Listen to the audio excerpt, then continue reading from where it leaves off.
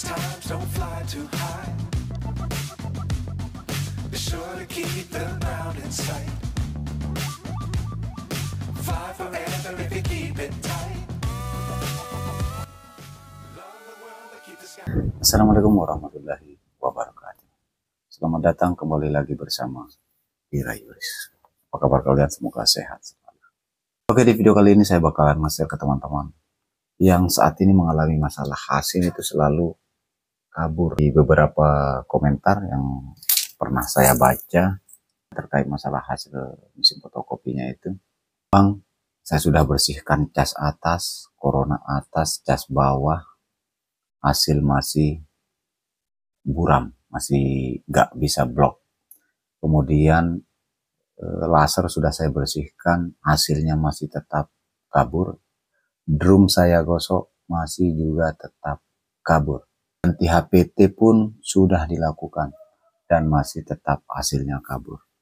Nah, di sini saya bakalan share ke teman-teman. Ketika kalian sudah melakukan pergantian, termasuk sudah mencoba bagian HVT, sudah kalian ganti, karena sumber hasil itu kan pastinya dari HVT. Nah, tidak lepas dari situ karena ada rangkaian-rangkaian lain seperti cas atas, ya, corona atas, kemudian di situ ada developing. Nah, kalau kita bahas terkait masalah kehasil, alat pendukung kehasil itu banyak sekali, kawan. Saya sebutkan, ya. Pertama, bisa dari lampu scannernya sudah kabur. Nah, kalian lakukan pembersihan kalau itu memang kalian kabur, atau kaca mirrornya. Nah, di situ ada kaca, di kaca scanner bagian atas kalian wajib bersihkan itu. Kemudian ini selain HVT, ya. Kemudian laser, kalau lasernya pun kotor, hasil pun tidak bisa tajam, tak bisa blok karena terlapisi oleh debu. Kemudian di situ dari segi developing, kalau developingnya memang tidak pernah dikuras, bisa juga menyebabkan hasil tidak bisa blok.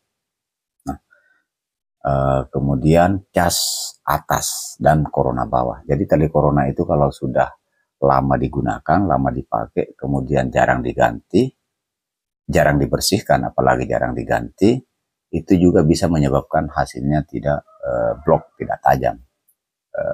Kemudian drum kalian juga harus beraso, harus dibersihkan, ya.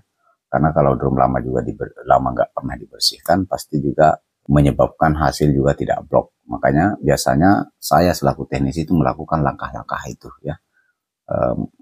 Tentunya mengecek bagian-bagian mana dulu. Kalau saya biasanya langsung larinya, kalau memang parah saya pasti membersihkan drumnya, membersihkan kacanya, kaca mirrornya, membersihkan lampunya, ya, membersihkan lasernya, ya.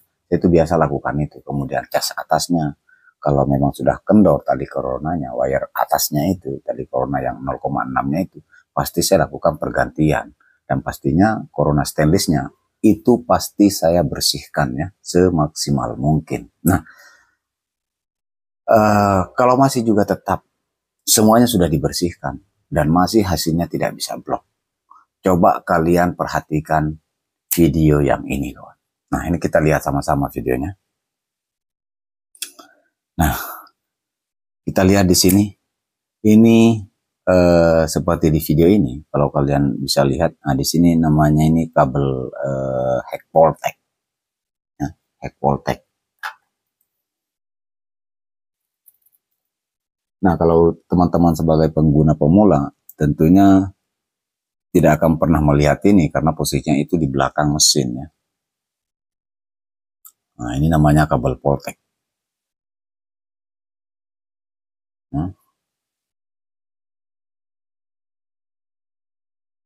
Nah, kita lihat dulu. Kita lihat posisi-posisinya. Oke, nah ini yang satu lagi. Nah, ini yang original, Bang. Ini yang original. Dari segi warna itu beda, ya. Ini yang original. Ini namanya kabel heck Voltec. Posisinya di belakang, di bodi mesin, ya. Nanti kita lihat, ini pasti ada di belakang. Nanti, nah ini tempatnya, posisi di belakang ini. Jadi tentunya ini harus melepas rangkaian bagian belakang semuanya, terutama my control, DC control, kemudian di situ rumah drum ya, unit drum bagian belakang atau AC drum, dan motor-motornya itu harus posisi terlepas baru kelihatan ini kalau untuk mengganti. Nah, saya rasa cukupin ya. Nah, jadi pada saat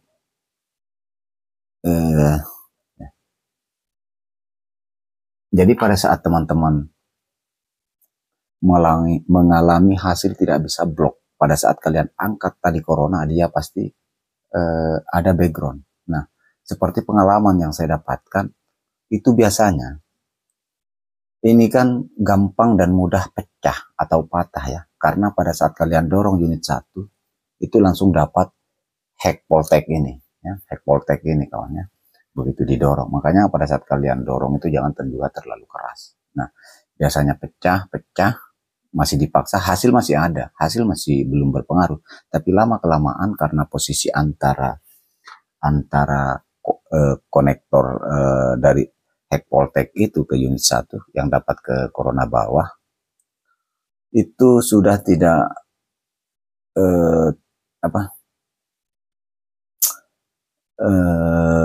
sudah tidak rapat ya, terjadi kerenggangan.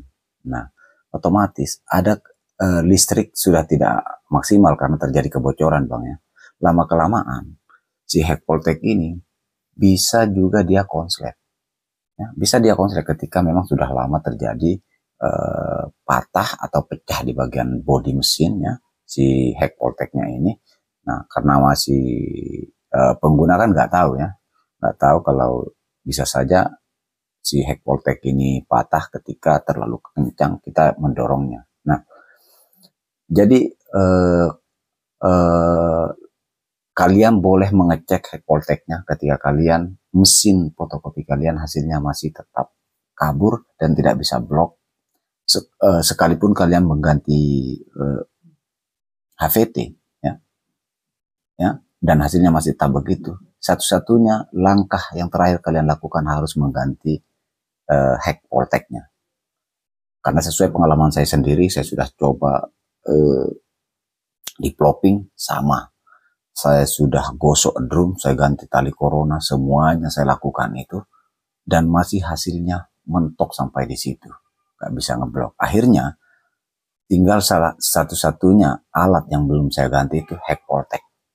Heck poltek ini bisa menyebabkan hasil kabur, pucat, gak bisa blok.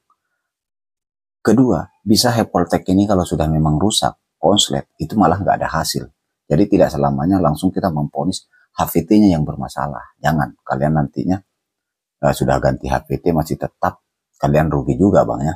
Kalian rugi juga kawan. Jadi melakukan itu jangan langsung, kalau ke HVT sangat mudah cara mengeceknya ya.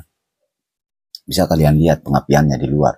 Kalian kasih jalan mesin, cek. Kalau dia keluar pengapiannya di batu HVT-nya itu aman. Nah, terus sekedar saran lagi buat kalian. Kalau kalian mau beli heck poltek, upayakan beli yang original, yang cabutan. Karena pernah saya dapat di lapangan juga, sekalipun kita beli baru, tapi tidak original, dan warnanya beda, kalian bisa ngecek di gambar-gambar, mana yang ori, mana yang KW ya. Kalau yang ori itu ada macam brandnya, atau macam tanda atau tulisannya, di polteknya, di bagian belakangnya. Dan warnanya pun sangat beda, kalau yang tidak original itu, atau yang KW itu agak putih-putih pucat begitu. Kalau ini kan macam putih-putih susu bang. Mungkin seperti itu ya. Oke, mudah-mudahan video ini bermanfaat buat kalian yang saat ini masih mengeluhkan terkait hasil fotokopinya masih kabur dan pucat. Mudah-mudahan setelah ini kalian sudah mesin kalian sudah bisa teratasi. Oke, silahkan komen. Buat kalian sebagai pengunjung baru jangan lupa menekan tombol subrek-subreknya supaya saya tetap semangat memberikan edukasi pengalaman terkait di mesin fotokopi. Next, sampai jumpa di video-video selanjutnya.